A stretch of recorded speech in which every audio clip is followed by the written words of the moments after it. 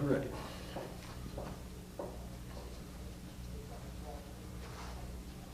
Okay.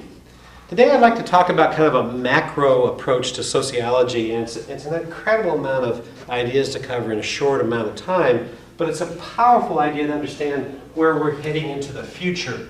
What I've got up here is a chart that has 4 different types of societies, plus whatever society we're currently creating into the future. And then it has different things about that society, whether they had a surplus, war, what type of religion, whether they had ceremonial cannibalism and ritual sacrifice or not, those kinds of little juicy morsels that are kind of fun. And this comes from a husband and wife sociological team named Lenski, L-E-N-S-K-I. And the male's name is Gerhard Lenski, and the woman's name is Jean Lenski. She's actually a poet. He's a sociologist. They work together. What he argues is that the type of society, the way we make our living, whether we're hunters and gatherers or working in factories in the industrial society, determines a great deal about how we behave day to day, what our families are like, and so forth. So let's kind of go through this. Hunting and gathering societies have been around since the beginning of time, and you can put that at 100,000 years ago or 200,000 years ago for Homo sapiens sapiens, or you could put it at 3 to 5 million years ago for creatures that are incredibly similar to us. We've been around from the beginning of time, and to about 9,000 BC, as 7,000 BC, sorry, or 9,000 years ago, as the dominant type of society that existed on planet Earth. Now, hunters and gatherers still exist on planet Earth, but they're rapidly disappearing. When they made their living, they hunted for a living and they gathered for a living, and that specifically determined a great deal. Did they have a surplus? Well, not really. And if they had a surplus, they couldn't have much to do with it because they didn't have a way to store it or carry it around or anything like that. So they basically are eating what they have available, which means that they've got to move around. So I'm going to put mobility here. And they were highly mobile people. They followed the herds, they followed the crops, things of that nature.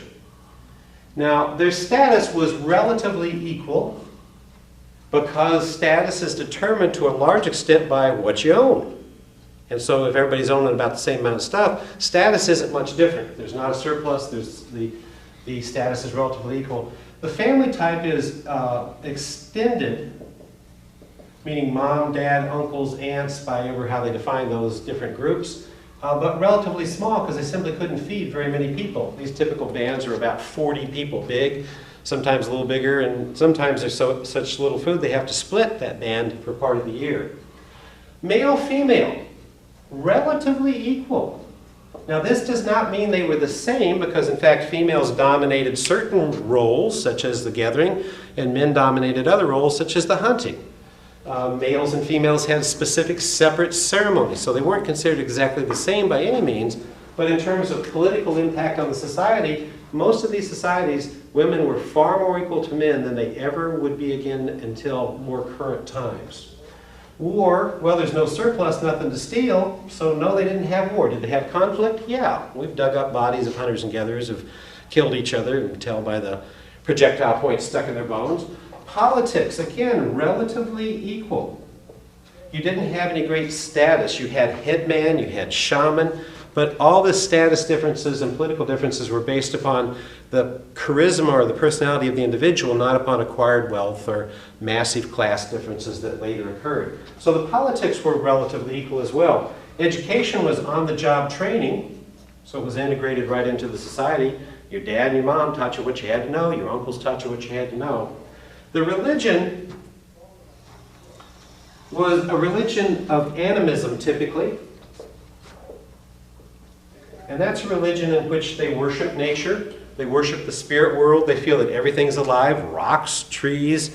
And you go back to the ancient Druids, for example, who worshiped nature and worshiped trees. These were more than trees to them. They were part of the spirit of the universe. No concept of one great monotheistic God occurs in hunting-gathering societies, typically. And did they have cannibalism for religious purposes? In other words, eating people or killing, ritually sacrificing your best virgin or your best warrior or your best young mind or something like that? No evidence of that. That doesn't occur until later. So we go along for thousands of years, and then all of a sudden, somewhere around 7000 BC to 3000 BC, somebody figures out how to plant and domesticate animals. Now, they don't have the plow, they're not terribly productive, they're still partially dependent upon hunting and gathering in the early stages of the society. But that one simple notion that somebody, probably a woman, figured out, because they were in charge of gathering anyway. I dropped these seeds here. Last spring I come back and my God, look what's grown. It finally dawns on people after being around for a couple million years. Whoa, we could do this. We could plant crops. We could raise goats. That simple little change creates some surplus. And the fact that you've got some surplus means that the statuses remain fairly equal, but some people have higher status. And what's that status based upon? It's based upon owning more goats, or it's based upon being more successful with the crops, or something of that nature. But still, it's very tribal based. It's not individualistic based. Family type was extended, mom, dad, the kids, and relatives, because they're helping each other, and a little bit larger than before. Why? Because you got a surplus. You've got more food to feed people. What happens to their mobility? They're still following the animals and the crops that nature provides, but since they're planting and since they're domesticating animals, they're less mobile than before. Not moving around quite as much. Male-female roles early on are relatively equal. By the time you get to advanced horticultural societies like Jericho in the Bible, you've heard of the walls of Jericho, that was an advanced horticultural civilization, you start to change those roles. Women begin to lose some status. Not much at first, not nearly as much as they would lose later. And they seem to lose status based upon lack of control of the surplus. And that may be sheerly due to physical strength. Do they have war? Yes, but limited. Now they've got a surplus, there's reasons to raid your neighbor, there's reasons your neighbor's going to raid you. And so they start getting some war, but we've got videos of horticulture societies having wars, and they've got rules. A lot of them don't fight after dark. They don't have nuclear weapons, so they're not going to kill off the whole society. They've got wooden spears and stone ends and metal ends and things like that, and it's just simply not going to get many people killed, but there is some warfare that's developed.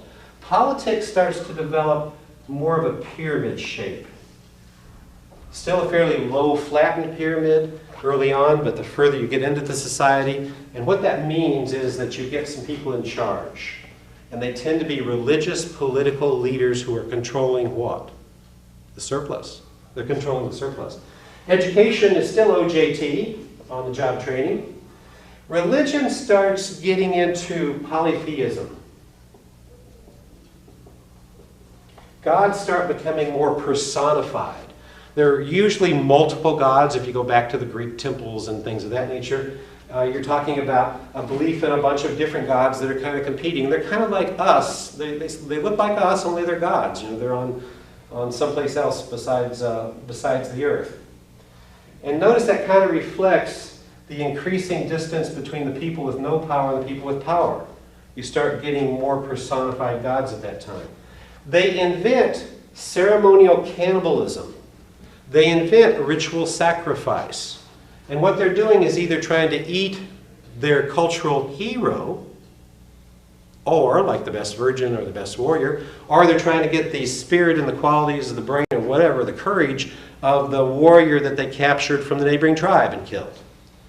And some of these rituals are just unbelievable. So they do have, all of a sudden, ritual sacrifice and ceremonial cannibalism, and they actually invent slavery at this point too, by the way. So something very interesting. Technological innovation increased lots of things for the positive for many of these societies, but it actually resulted in the invention of war, the invention of slavery, the invention of ceremonial cannibalism, and the invention of ritual sacrifice. So technological innovation that we're seeing today doesn't always mean good moral improvement. All right? Then about 3000 BC, and think the pyramids here, think Egypt, to about 1750 AD, so it's a long-lasting society. It's a society you've read about in most history books. It's a society most history courses are about. And it's an agrarian society, and the big thing they come up with is the plow. Sounds like a simple invention to you and me, but it's only a little over 100 and some years ago that central Illinois, that they actually got a plow, a steel plow that could break the sod. And my God, did they uncover incredibly rich soil. What's the plow do?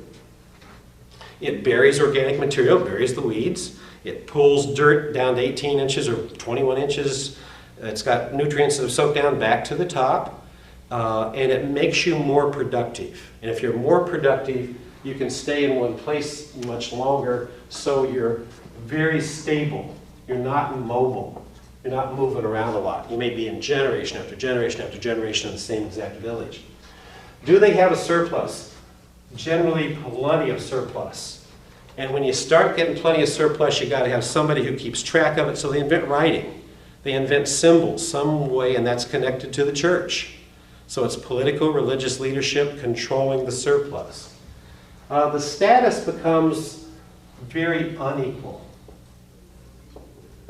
The invention of slavery occurred back in horticulture society and really takes a leap forward in much more serious degrees here in the agrarian society. You've got a few people that are nobles, that are landed aristocracy, and they often are telling the rest of the people that either they're God or they're descendants of God. You know, think of the pharaohs. They were gods on earth, they said. Think of the Emperor of Japan, just died not too long ago, Hirohito. He claimed to be a direct descendant of the sun god. This is an agrarian idea and very unequal in status. Family type was extended, mom, dad, the kids, uncles, grandparents, etc., and often got very large because you had the surplus to feed them and you needed the workers in the fields. Notice they're very stable and not moving very much here. Male-female roles became extraordinarily unequal during the agrarian era. Not only were there millions of male serfs and slaves, Tsar Nicholas I laid ownership to several million Russian peasants as serfs that were literally owned by him, but that men were considered not only owned by the king and so forth, but the women were owned by their husbands. And if you remember some of the movies like Rob Roy and what's the Mel Gibson movie? Can't think of the name of it. It shows a wonderful example of what we call the right of the first night. And that's where the husband and wife didn't even have the right to have sex with each other when they got married. The nobility made that choice. So the nobility could literally not only have sex with your wife, but impregnate her as well. And your son might be of nobility. So male and female roles became extremely unequal. Women were considered virtually worthless in European society, particularly in England and some of those societies at that point. No rights, just about anything could be done. War became extremely common. Why? Because of the surplus. Constantly trying to take over somebody else, or they're trying to take you over, you're trying to protect them. So when you go to a history course, and we've got some great ones at this college, you're going to hear a great deal about one war after the other, because what they're studying is not human society in general, they're studying the agrarian era and the early industrial era. Politics, extremely unequal, so you get this pyramid in which you've got this landed aristocracy, a few people at the top controlling everybody else. Very unequal. Education was OJT for the average person, but universities were invented. And in fact, there's an argument that the reason that different departments can't get along with each other at universities is they were set up that way. Buckminster Fuller, who's now deceased, but was a fancy professor down at SIU Carbondale, invented the geodesic dome. He wrote a little book on it, and he said that what really happened was the king wanted to be in charge of all knowledge. And so he set up universities, so he had his mathematician that he didn't allow to talk to the astrologer, that he didn't allow to talk to the agrarian guy, because he knew knowledge was power. And if he kept them arguing amongst themselves and not able to talk and share knowledge equally, then he controlled the knowledge. And he says the modern university system is partially dysfunctional because of that. You know, everybody thinks they've got the right answer, and we got too big egos to talk to the other people we can learn from.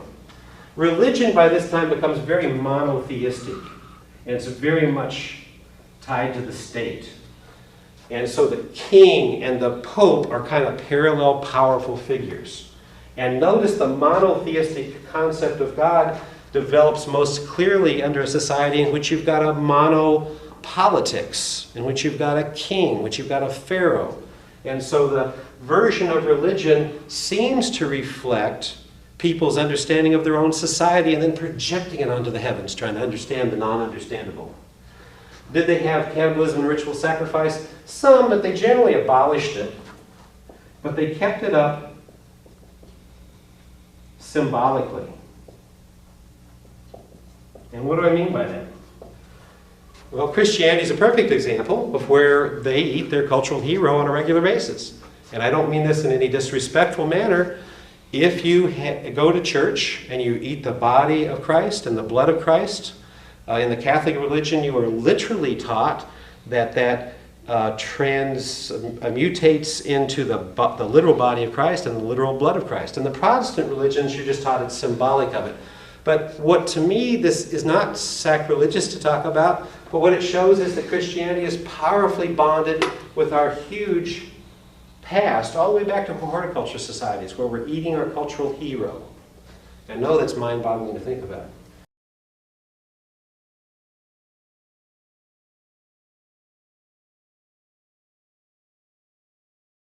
Then sometime about 1750 AD, what happened in Europe? And it lasted until about 1950 AD, and that's the Industrial Revolution. It happened about 1850 in the United States, 1750 in Europe.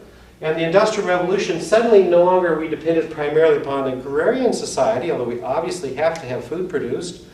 And the farmers got so efficient that we're down to 1% to 2% of Americans are farmers that feed the rest of us. The Industrial Society invents the factory system, replaceable parts.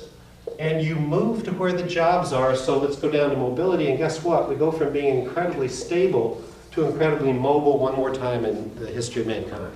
We're moving around for what reason? The same reason we moved around back as hunters and gatherers. We're moving to Decatur because the factories are hiring. We're leaving Decatur because the factories laying off.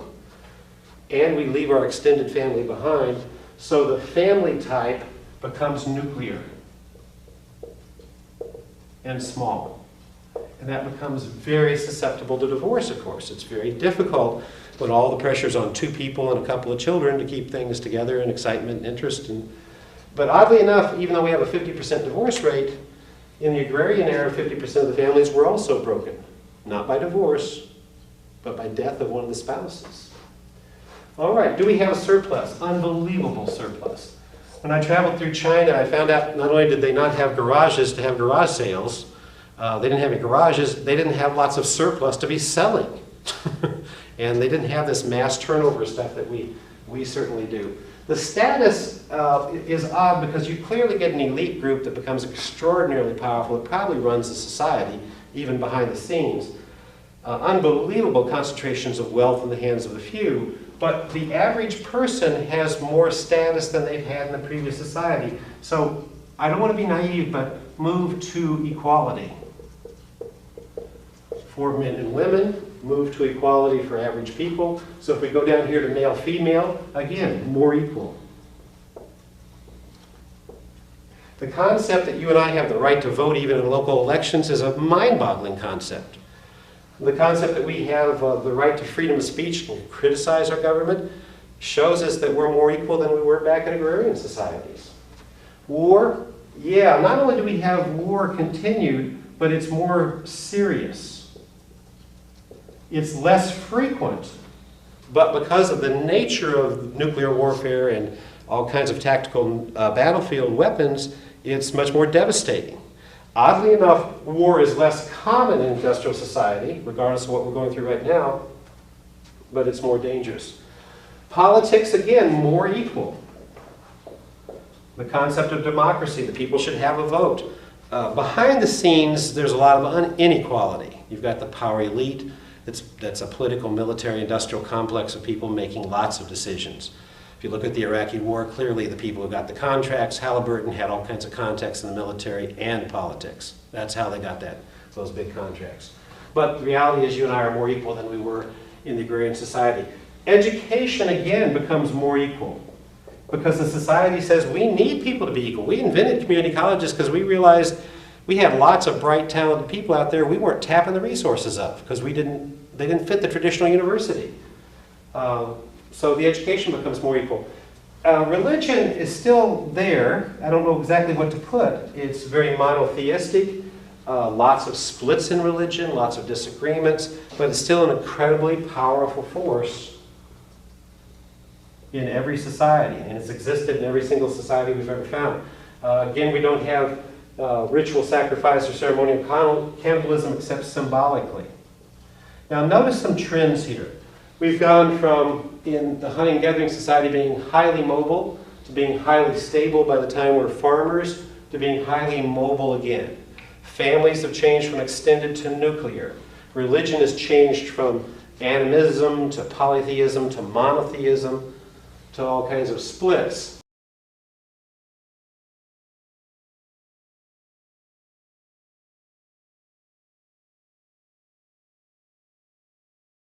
Well, what you and I are living in started about 1950, and we can call that the future society. We can call it the information age, because we no longer are making our living primarily by growing crops or factories. In fact, we've lost one factory job after another, particularly in America. What are we making our money on? So far, information transfer, and we're already beginning to lose those jobs. We're having programming that's going on for the United States in Springfield, Illinois, that's being farmed out over the internet to middle of India. Absolutely astounding what's happening. So we don't know. These are all big question marks. If you're confused about your life, welcome to the club. If you're confused about where a society is, God, you're right along with a whole bunch of us. We are like a woman giving birth to a baby. We know there's a new society being born. We just don't know what direction it's heading, and we don't even understand the impact we're having on forming that society. And that's what we're trying to study.